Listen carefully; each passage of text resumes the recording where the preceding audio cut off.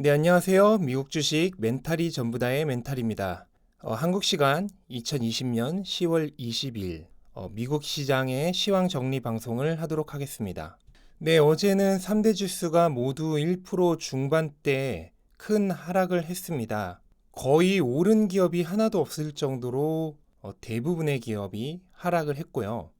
이유로는 딱 두 가지를 꼽을 수 있는데 뭐 색다른 이유는 아닙니다. 저번 주부터 계속해서 시장을 괴롭혀왔던 악재고요.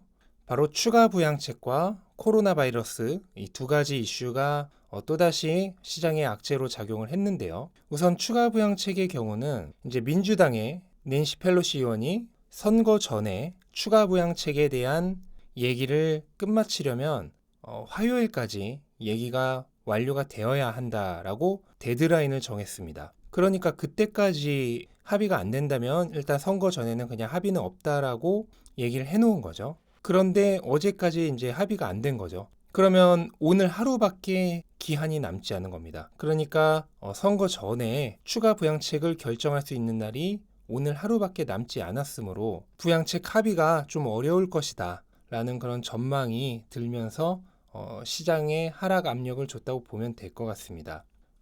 사실 백악관 측에서는 기존에 1조 8천억 달러를 추진하던 거에 비해서 1천억 달러 정도 더 높인 1조 9천억 달러까지 금액을 높여서 민주당의 2조 2천억 달러와 3천억 달러밖에 차이가 나지 않습니다. 이 정도면 사실 서로 어느 정도 협의를 보고 타협을 해도 되는 상황인데도 불구하고 아마도 양측에 여러 가지 얽혀있는 정치적 이권 때문에 그런 결정은 내리지 못하고 있는 것으로 보이고요. 근데 공화당 측에서도 굉장히 위험이 있습니다. 우선 트럼프가 선거에서 지고 공화당의 상원 의원도 지금 민주당한테 밀릴 수 있다는 얘기들이 나오고 있는데 그렇게 되면은 민주당이 정권을 다 잡으면은 아예 훨씬 더 큰 부양책을 할 수도 있는 거거든요. 그러니까 그렇게 되기 전에 미리 적당한 선에서의 부양책을 통과시켜 놓는 게 공화당 측에서도 좀 더 안전한 면이 있거든요. 그리고 부양책이 통과가 안 되면 어쨌든 선거 전까지는 무조건 현재 집권하고 있는 집권당에 더 피해가 커요. 선거에서 더 큰 악영향을 미치거든요. 그러니까 이게 이런 상황이 지속된다고 해서 공화당이 좋은 것도 아닙니다. 현재 어쨌든 데드라인은 화요일, 미국 시간으로 화요일, 오늘 하루밖에 남지 않은 상황이다. 그리고 코로나도 지금 급격하게 증가를 다시 하고 있다고 합니다. 미국에서는 지금 하루 증가 환자가 5만 5천 명, 그리고 유럽도 지금 엄청나게 코로나 환자가 증가하고 있어서 거의 역대 최고치라고 하죠. 그런 면이 안 그래도 좀 안 좋은 증시에 더 재를 뿌렸다라고 보시면 될 것 같습니다. 네, 그래서 어제는 빅테크 기업들 모두 하락을 했습니다. 테슬라가 2%, 애플이 2.5%, 아마존 2%, 마이크로소프트 2.5% 등등 대부분의 빅테크들이 크게 하락을 했습니다. 유일하게 넷플릭스만 0.01%로 거의 보합을 했는데요. 이거는 지금 실적 발표가 하루 앞으로 다가왔기 때문에 그 기대감 때문에 주가가 떨어지지 않고 유지가 된 거죠. 넷플릭스의 주가가 어떻게 될지에 대해 궁금하신 분들은 제가 영상을 어제 올린 게 있으니까 한번 봐보시기 바라겠습니다. 네, 그리고 어제는 제가 테슬라를 한 주를 더 추가를 했습니다. 그래서 374주에서 375주가 됐고 주가가 요즘 계속 하락하고 있기 때문에 수익률은 조금 낮아진 상황입니다. 근데 뭐 저는 이런 거 별로 신경 안 쓰죠. 어제 산 이유도 딱히 하락을 했기 때문에 산 건 아니고요. 그냥 돈이 있어서 산 거예요. 그래서 저는 그냥 테슬라는 돈 있을 때마다 한 주씩 한 주씩 줍줍 판다. 제가 여러분들에게 말씀드렸던 확신이 있는 기업에 대한 거래 방법이죠. 그걸 그냥 그대로 보여주고 있는 것 뿐입니다.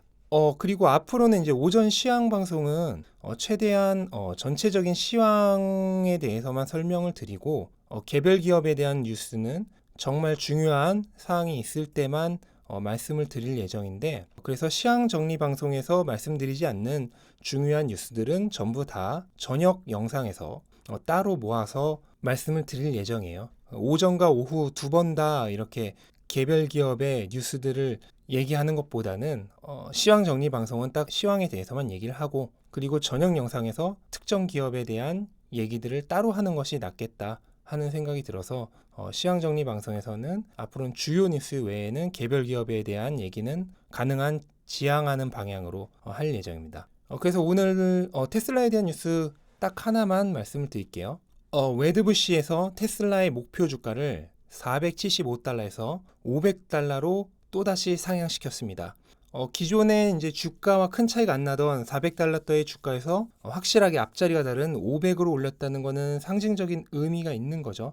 어제 장 초반에 테슬라가 강했던 이유가 사실 이 웨드부시의 목표 주가 상향도 있었습니다. 비록 이제 시장의 힘을 받지 못해서 결국 하락으로 마감은 했지만 어쨌든 이렇게 목표 주가를 올리는 기관들이 계속 나오고 있다는 것은 분명 긍정적인 이유입니다. 이 웨드부시가 목표 주가를 상향시킨 이유는 두 가지인데요. 하나는 제조 효율성이 점점점 나아지고 있다. 그래서 같은 시간 동안 더 많은 차량을 생산을 할 수가 있고 그 다음에 제조 비용도 줄어들 것이다. 그리고 또 하나는 중국에서 기가 샹하이가 지금 엄청난 생산 속도로 테슬라의 생산 목표를 달성해 나가고 있고 또 모델 3도 엄청 성공을 했는데 중국에서 올해 말부터 모델 Y까지 납품이 시작되기 시작하면은 훨씬 더 뛰어난 수익을 얻을 수 있을 것이다 라는 전망을 하면서 목표 주가를 500달러로 상향을 시켰습니다. 네, 테슬라의 실적 발표가 단 이틀 정도밖에 남지 않은 상황에서